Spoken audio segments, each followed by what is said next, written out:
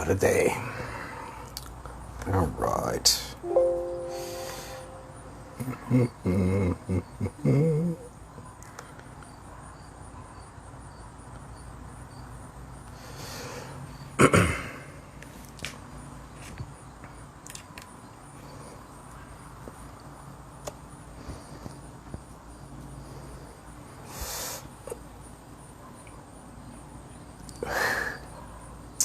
Greetings, guys. How are you? I'll just give everybody a few minutes to get on here. I just had a funny interaction with a man who purports to be involved in law enforcement, and it's just a funny story. So, because I do have respect for people that put their lives on the line, even though they have no obligation to protect us in any way, shape, or form, I felt compelled because I feel sorry for this man. All right. And I feel sorry for this man on a number of reasons. Somebody give me a thumbs up if they can hear me. If you can hear me all right, I got the thank you. Got a mic. I'm mic'd up today so people can hear me a little bit better. So I'm going to give you a brief synopsis of the conversation that just transpired between me and an officer, okay?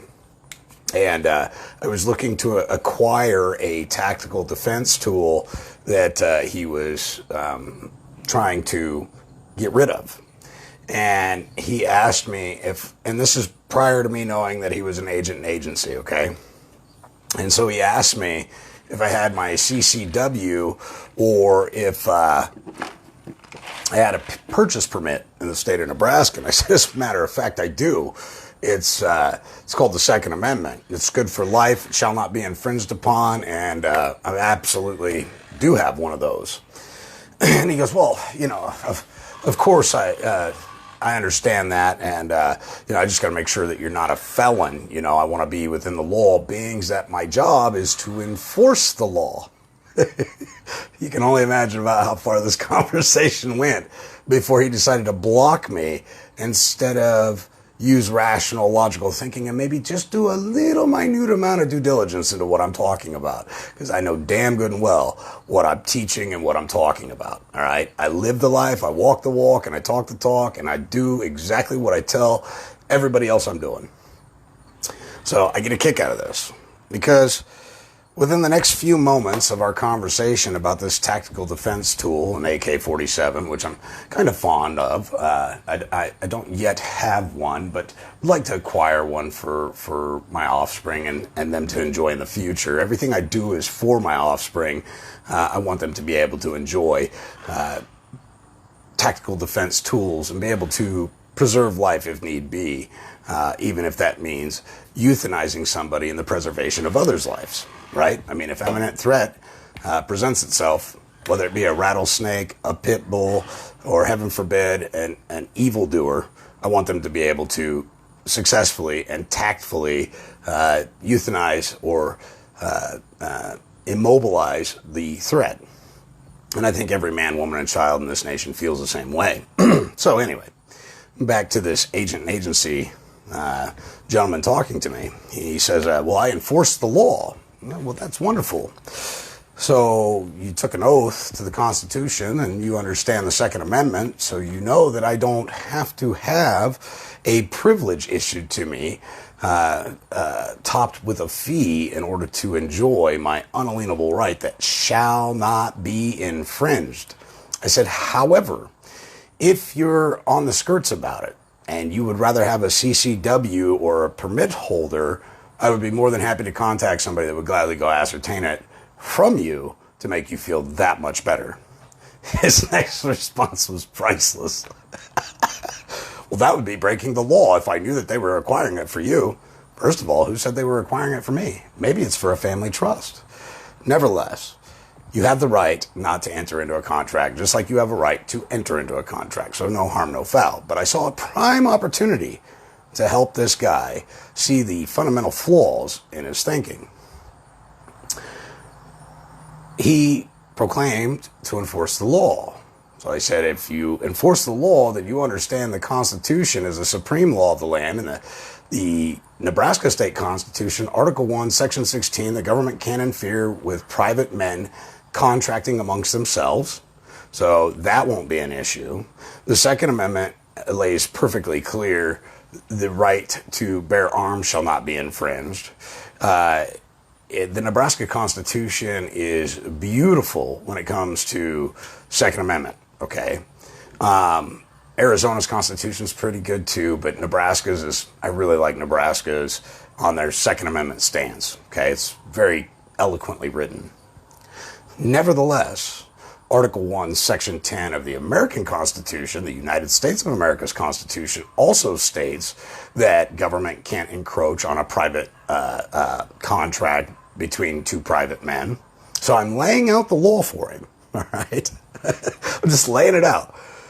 And I get to a point where I said, you know, albeit I forgive you for your ignorance, but know this. Ignorance of the law excuses no man, for all men are responsible for knowing the law. Period. I'm not trying to ostracize you. Thank you for your service, okay? It was shortly after this he decided to terminate the conversation by blocking me. But I made mention to him the fact that as an agent and agency allegedly enforcing the law in traffic situations, I'd like you to comprehend that you're enforcing the Motor Vehicle Code Safety Enforcement Officer. That's what you are. You're a Motor Vehicle Code Safety Enforcement Officer that generates revenue on behalf of your principal. So you're not enforcing the law. You're generating revenue for your principal. Well, it was about that time that I made that comment after shortly reminding him of Title 28, 3002, 15A, corporation masquerading around as government. And I also informed him that the statutes, codes, city ordinances only bind those who make them and who subject themselves to it. The Constitution is pretty clear, all right? Anything made that is in opposition of the Constitution is null and void from its inception, from the very thought, ladies and gentlemen, not just from when it was passed, but from the very knucklehead that decided it sounded good to try and enforce something like that on the American people. But I do understand that everybody has free will and everybody has a choice, and you can be a U.S. citizen if you want, and I hold no ill will or animosity to you for choosing that juxtaposition, because it's a lot easier. Because the truth of the matter is, being a state national, an American national, comes with a lot of responsibility. And most people this day and age don't want any more responsibility than they already have. That's the facts of the matter. So taking this path, taking this route, comes with a lot of responsibility that, quite honestly, most people aren't ready for. So they pledge themselves as U.S. citizens, so they have people like Joe Biden to take care of them. Because Lord knows you couldn't do any better than that knucklehead. I understand. I'm not here to ostracize you for your decision. I get it. If you didn't have somebody telling you what to do, you'd sit around like a bump on a log all damn day long, and I get it, all right?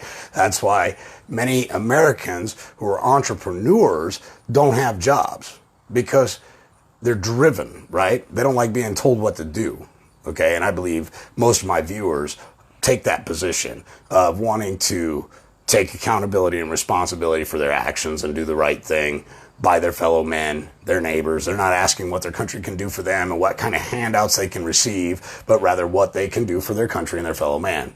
And that's what I love about you guys. So shortly after mentioning this stuff, he blocks me, and I just think it was funny. The Motor Vehicle Code Safety Enforcement Officers is exactly what all of them are. From the DOT all the way down to the low rent police chief and his little cronies that allegedly enforce the law. All right. Now, I'm not saying some of these men aren't honorable. I'm saying most of them abscond from the duty of gaining acquired knowledge and really knowing what their job is. Okay? You can't tell me that you're a peace officer and an officer of the law when, in fact, you are a motor vehicle safety code enforcement officer. That's what you are. You're a motor vehicle code safety enforcement officer. Unless you can recite that Constitution to me front and back, word for word, verbatim, and you know it by heart and you comprehend it, not understand it, I'm not looking for you to manipulate the Constitution into your way of thinking and pervert it, because it's written in layman's terms. A 6-year-old can comprehend what do not infringe means. Shall not infringe, period. It's real simple. It's not open to interpretation. So I mentioned to him Title 28, 3002-15A. I also mentioned to him the Act of 1871, the Reconstruction Act, or Reorganization Act. And about that time, poof, he's gone. We're no longer allowed to communicate at his will, not mine. I love law enforcement. I think a lot of them have good hearts. I think a lot of them want to do the right thing. Unfortunately, they're told that, hey, if you go this route, we're going to have to let you go. We can't have you second-guessing our authority and where it comes from. So something so simple as statutes, codes, city ordinances, rules, and regulations can be written down on a piece of paper. Now, I was just in front of a probation officer the other day, and I got a kick out of his response when we started talking about the Heavenly Father, and he goes, oh, don't give me that shit. And I was like, what? He goes, look, this country was founded by a bunch of racist, rich bigots who were hell-bent on making money. That might be true. Then again, maybe not. I don't have any first-hand knowledge of exactly what they were thinking at the time, but I can evaluate the documents they created. And through evaluation and a lot of constructive criticism and becoming learned, I realized that the Constitution is a trust indenture, that the Federalist Papers that preceded the Constitution, right, were put in place to preserve and reserve rights, okay? You also have the Declaration of Independence. Many law enforcement agents don't even study the Constitution, let alone the Federalist Papers, the Declaration of Independence. They don't study any of that stuff, guys. So how do you take an oath and swear to uphold it against all enemies, foreign and domestic, when you've never read a damn bit of it? You don't understand it. You don't comprehend it. It's not open to interpretation. It's written in English. It's black and white. It's really simple. Really simple. Now, I'm under the firm understanding that there is no such thing as a good cop. People go, what do you mean by that? Because they watch their fellow brothers break the law all the time and they don't report it because there's a thin blue line of silence, okay? And we see it day in and day out where a good guy stands up and they give him the axe. So in order for there to be good cops, the good cops wouldn't be reprimanded and fired for doing the right thing. And that's consistently what we see. They either get demoted, they get fired, or all of a sudden they just don't have the wherewithal to have them on deck anymore, so they alleviate them of their position.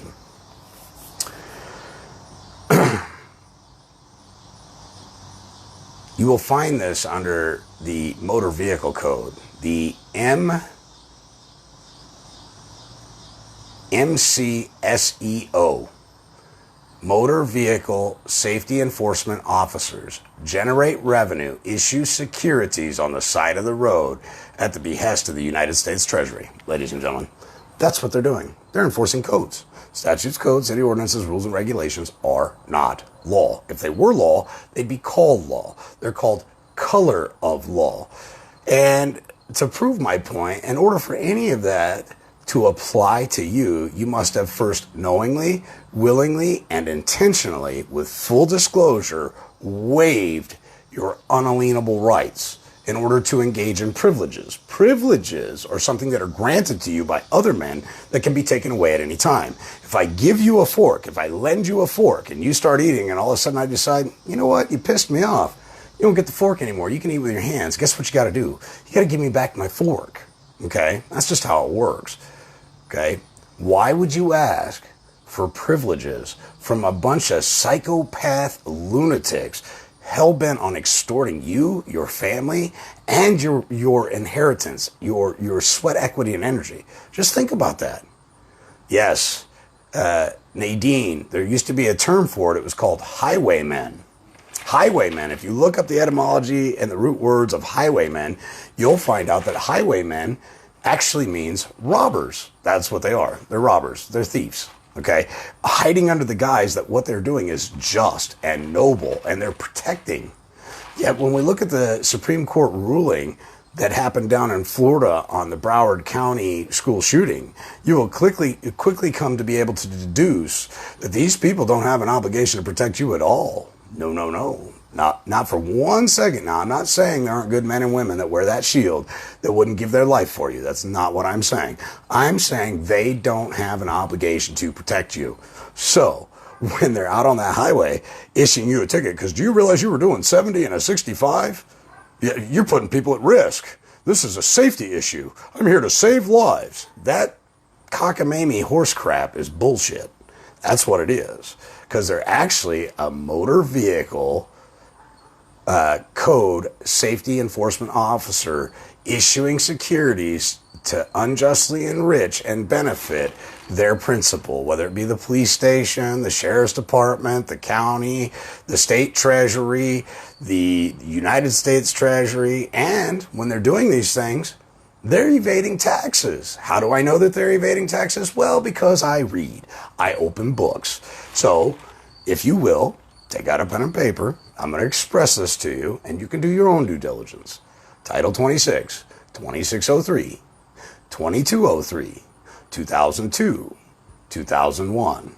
Anybody in constructive possession of decedent estate property, which is the Social Security number and the birth certificate, which belongs to the United States, whose primary obligation to pay all debts is, in fact, the president. Well, we know he's so incompetent, he can't even give a speech at a podium, let alone balance any books or accounting, right? I mean, could you imagine that knucklehead in front of a calculator?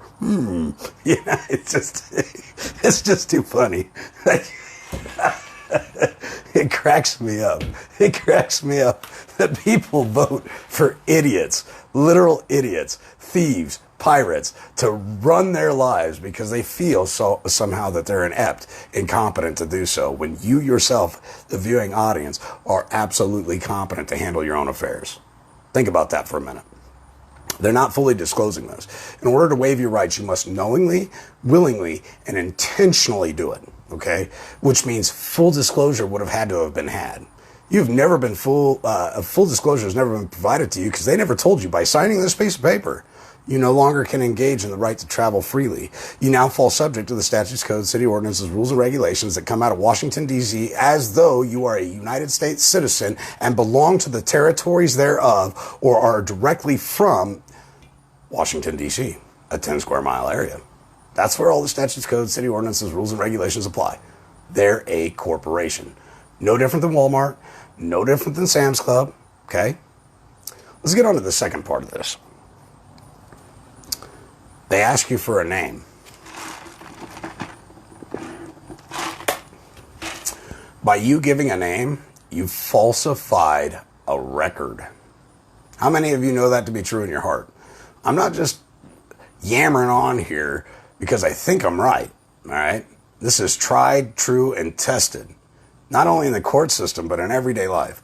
How many of you actually understand that the name that you answer to is hearsay? You've been known to respond to it. People have led you to believe that you own it. But where is your title? You see, 9/10 of the law is possession, right? If you're using it, you're possessing it, right? But the other 10th, the most important 10th, is title. Where's your title to use that name? If you don't have the title, then you're not the owner of it. And the owner is always the liable party. So how do we know that the President of the United States is responsible for that name? How do we know that he's primarily liable to cover all debts that little Johnny out there's creating? Well, because of Title 18, subsection 8, ladies and gentlemen. Okay?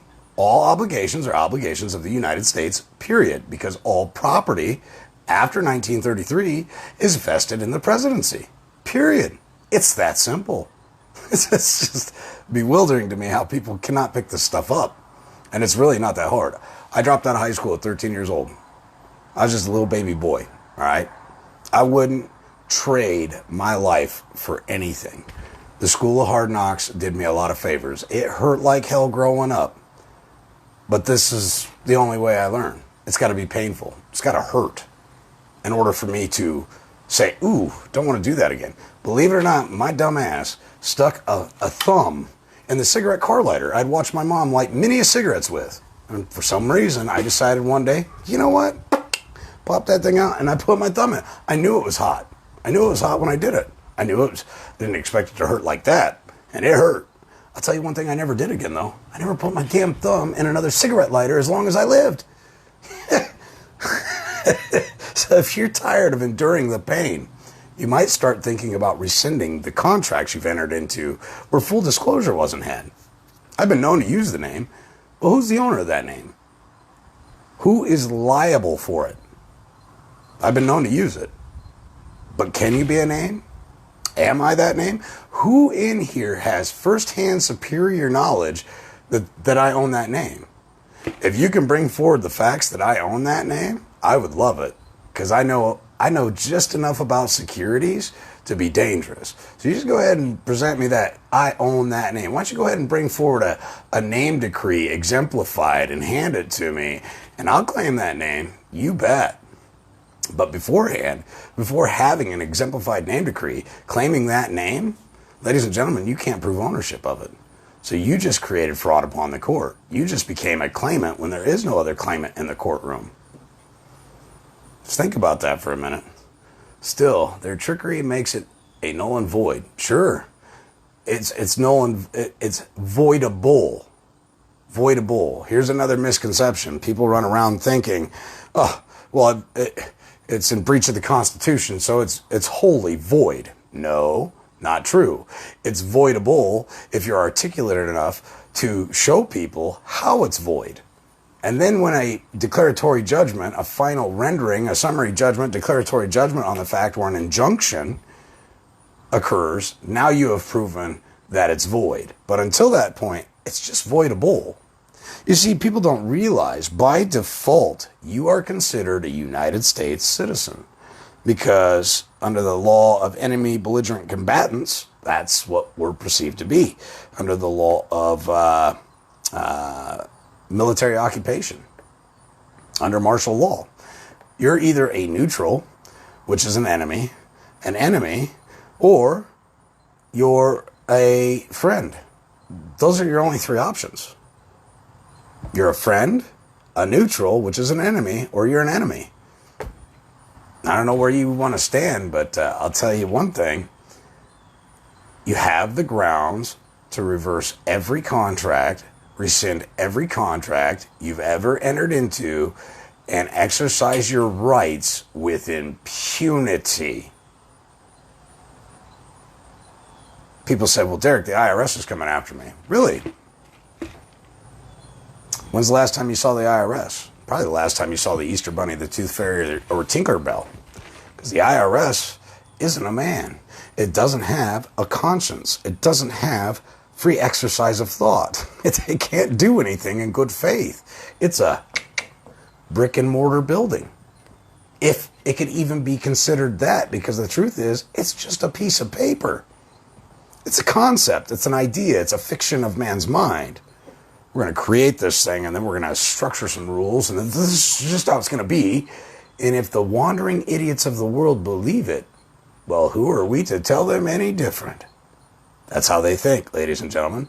And that's based on that Roman civil maximum of law that I repeat all the time, that he who wishes to be ignorant, remain ignorant. I can have a clean and clear conscience, never doing another live in my life again, because, after all, that he who wishes to be ignorant, remain ignorant. Who am I to educate law enforcement? Who am I to educate anybody furthermore? What can I actually prove at the end of the day? I mean, think about that. Think about using that name and claiming that name and how detrimental it's been to you in your life. It reminds me of the story of Peter Pan and his shadow. You know, Peter Pan's shadow's running around town doing all kinds of mischievous stuff, and Peter Pan's chasing that shadow around. And Wendy, bless her heart, is going to sew that shadow to his foot. And once he's got control of it, now the shadow isn't around doing evil things anymore, is it? Think about that. That birth certificate and Social Security number are out there doing bad things in the commercial realm, and you're the one that's being held as surety because you claim the name. I've been known to use that name. I believe somebody purports that there's a controversy pertaining to that name, and I'm just here to see if I can resolve the issue before the court. It's pretty simple. So you are the name? Well, can one be the name? Furthermore, are you making the claim that I am the name? Do you have any facts and evidence to prove that I am the name? What evidence do you rely upon to prove that I am that name? Although I've been known to use that name, me telling you the name is nothing more than hearsay.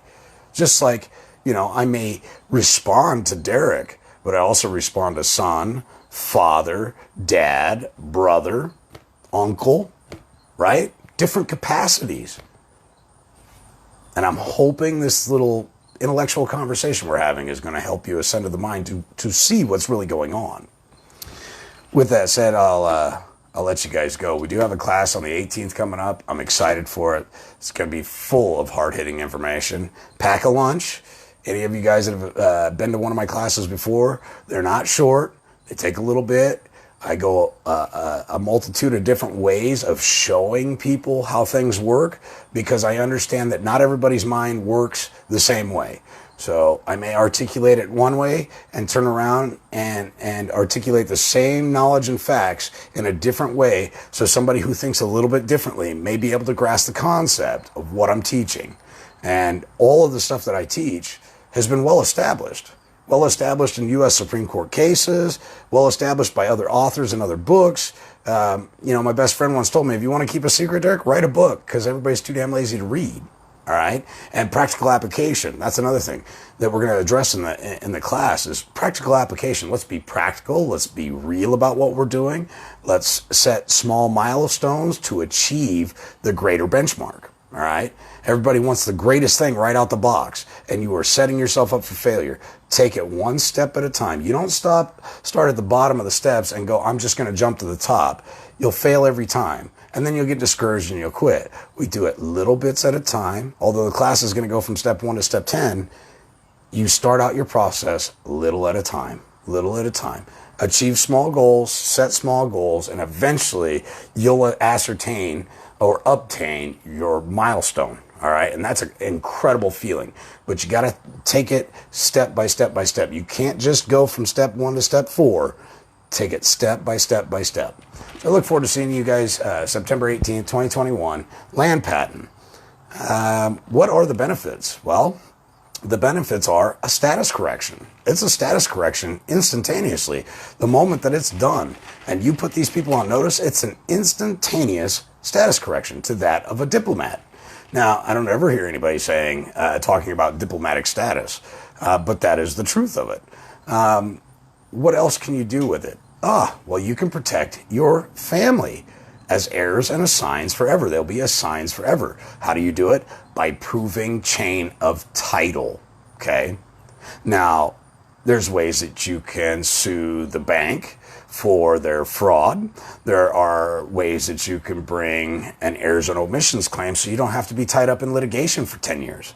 Just do a simple errors and omissions claim and put down there what's due and owing and submit it to the insurance company and let them handle it.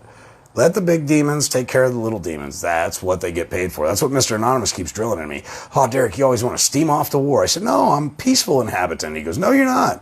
You're always trying to sue people. You want to sue these people. You don't realize litigation takes 10 years. Why? Do you have 10 years you want to waste in your life? Well, not really, but I spent all this time learning this stuff. I kind of like to use it. Good. Teach it. Show people how it can be done. But as far as bringing lawsuits, don't do that. Do errors and omissions. Turn it into an insurance claim and sit back and wait for your check. Why fight these people? They got agents and agencies and other outfits that will fight that stuff for you. And all you got to do is fill out a single freaking piece of paper, maybe put together a statement of fact in the form of an affidavit, swear to it under the pains and penalties of perjury, and submit it and sit back and watch the shit fly. It's that simple. We're going to talk about that. We're going to talk about the title insurance fraud. That's a big deal. And the errors and omissions claim that come in on that.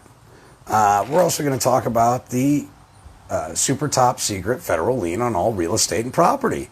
We're going to address that issue. Many people don't know about it, but it's an impossibility to have a clear and free marketable title. So did the title insurance company lie to you? Are they in breach of trust? Did they commit insurance fraud by naming themselves as a beneficiary to the insurance policy without having any skin in the game? Just do this. There you go. Yeah, there you go. Yes, they did.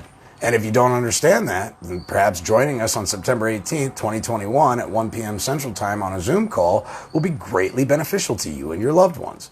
In a time where everything is upside down, perverted 180 degrees, and it's all smoke and mirrors, aren't you ready for the truth? Are you ready for the acquired knowledge that will help you get your family on the fast track to being secure? I am. So I look forward to seeing you guys join me on September 18th, 2021 at 1 p.m. Central Time. About 45 minutes to an hour before the class, I will send out a mass email to everybody for a Zoom invite link for everybody that's donated to the class. And we'll go from there. This stuff is powerful. Not only am I going to show you how to do this, I'm going to show you how to enforce it. A lot of people will show you how to do things, but they'll never tell you on what grounds and principles and sound doctrines you stand upon to enforce it should somebody try and encroach upon it. Now that's where the power's at, all right? To give you the confidence you need to be able to enforce it. That's where the power's at. Because anybody can show you how to acquire a land patent. It really is not that hard. And it's actually calling for the land patent in your good name. It's a letters patent, all right? So we want to identify the proper terminology, vocabulary, language, and words to use. Why we do it that way? Because that's how it's enforceable. You sound learned, you know what you're talking about, and you can stand on it with pride. Because you took the time to do your due diligence and ascend to the mind, and you know what you're doing. People from Australia, yes, you can. Here's the trick. Anybody in the world can do this process. Now, there will be a bunch of lawyers out there going, oh, this kid's full of shit. I will show you something. Mr. Anonymous pointed this out to me, and we are so blessed to have Mr. Anonymous. I love this guy. He's just amazing. I have no idea why he spends so much time with me, like I'm his little pet project or something. But it's amazing. He says, Derek, do you realize other people can benefit from calling forward a land patent? I go, how so? He says, they're not barred from owning land in this nation. So if they find somebody who already calls forward the land patent in their good name and somebody wishes to bestow upon them, grant a letters patent as an heir assigned to them forever, now they're protected by that as well. I would remind you that Australia and New Zealand were founded and predicated off the King James Bible, just like the Americas were. They're British colonies. So the IRS, for example, in Australia, you can use the IRS to settle your disputes and bring your claims. The IRS and the Internal Revenue Service are not bad organizations, ladies and gentlemen. They're actually there to help us. They understand all the identity theft and fraud that's going on, ladies and gentlemen. And that's a class coming up that Mr. Anonymous is actually putting together for us. So I've talked to him recently. He says, yeah, I'll get that done. I see you're pushing another class. I think the class is great. We'll push forward and we'll get the class done for taxes in the IRS. So look forward to that one coming soon. I'm really looking forward to going through it with him a couple times before we bring it forward to you guys so you guys can understand it completely. I don't think he'll ever get on the call. I don't think he'll ever actually teach it from his own voice. He likes to stay back in the private. But for those of you that have taken prior classes, there's a gal that just discharged from How to Beat the Banks. That's another class I did. How to Beat the Banks. Just discharged over $100,000 worth of credit cards. Okay? Kudos to you. She followed directions. She stuck to the plan. She never backed down an inch. And she kicked the crap out of them with, I think it was 3 letters. 3 letters. And they're like, you don't know us. I don't know who you owe, but you don't know us. We'll just issue you a letter of satisfaction. There you go. Done and done. So with that said, September 18th, 2021, the focus is going to be on land patent, 1 p.m. Central Time. You'll get a Zoom invite. So if you don't have Zoom yet, download Zoom.us so you have it on your computer and everything, so you're ready to rock and roll. At noon, I'll send out a mass email to everybody that is participating, that has donated for the class, and at 1 p.m. we'll start. And it's going to be a long course. It's going to be a long class, okay? So just be ready for it. If you want to attend or if you want to donate but you can't attend, don't worry. It's going to be recorded and you will get the recording of it along with all the literature that comes with it, because I think it's imperative that not only that you hear it from me, but you can also see the literature from which I gained it from. Okay, the proof is not only in the concept, the proof is in the pudding, it's in the literature. Okay, this isn't just something I manifested in my own head and decided, oh, this is what we're going to do. This is a multitude of very brilliant geniuses who have been at this for a lot of years. I just have a way of teaching it that most people are receptive to. That's all. So, I'll talk to you guys soon, and thanks for joining me.